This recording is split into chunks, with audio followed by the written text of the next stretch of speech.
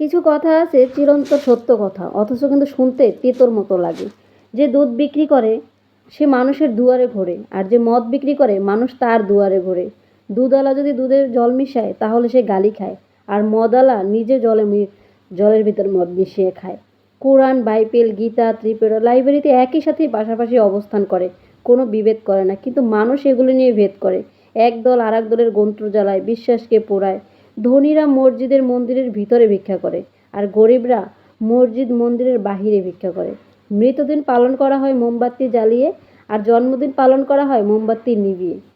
মানুষকে যদি বাঘ সিংহের সাথে তুলনা করা হয় তাহলে মানুষ অনেক খুশি হয়, কিন্তু সেই মানুষকে যদি জন্তু বলা হয় তখন সে অনেক রাগ করে। এখন যদি কথায় বলা হয় তাহলে বাঘ সিংহ কাকে বলা হয়?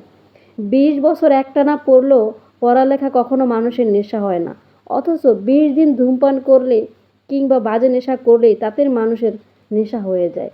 বরযাত্রায় মানুষ যায় আগে আর বর যায় পিছনে, অথচ সেই যাত্রায় লাশ যায় আগে আর মানুষ যায় তার পেছনে। তেতো কথা, তেতো জিনিস মানুষের পছন্দ না, এমনকি তেতো জিনিসকে পোকাও পছন্দ করে না। তো এটাই হচ্ছে আমাদের দুনিয়ারই নীতি। আমাদের দুনিয়া আসলে এই নীতির উপরে চলতেছে।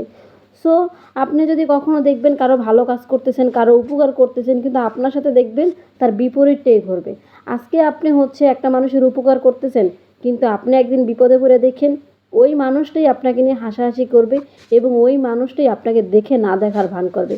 সে 1 মিনিটেই ভুলে যাবে যে আসলে এই মানুষটাই যে আমার বিপদে একদিন পাশে ছিল।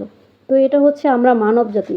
আসলে মানব জাতির মতো হিংস্র আর এরকম জন্তু পশু পৃথিবীতে দ্বিতীয় আর কোনো কিছু না। আপনি আজকে একটা পশুরে একবেলা খাওয়ান, 2 বেলা দেখবেন যে আপনার পিস ছাড়বে না, আপনার কোনো ক্ষতি হোক সেই পশু কখনোই চাইবে না। কিন্তু মানুষকে আপনি যদি টানা 1 বৎসরও খাওয়াই যান, আদর যত্ন করেন, সেইটাকে বলা হয় দুধ কলা দিয়ে কালসাপ পোষা, ঠিক আছে? মানুষ সেইটা কখনোই মনে রাখে না। তো অতএব আমার কথা হচ্ছে যে নিজের দিকে তাকাতে হবে, নিজের স্বার্থের দিকে তাকাতে হবে, তাহলেই আচ্ছা আপনি সফলতার মুখ দেখতে পারবেন।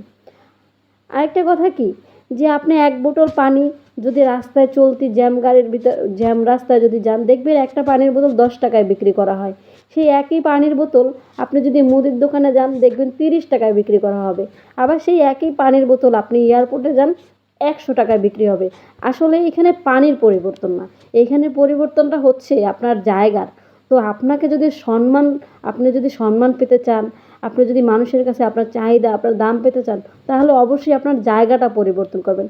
আপনি একটা জিনিস সবসময় ফলো করবেন যে যেখানে আপনি আপনার সম্মান পান না সেই জায়গাটা আপনি বদলাই ফেলান।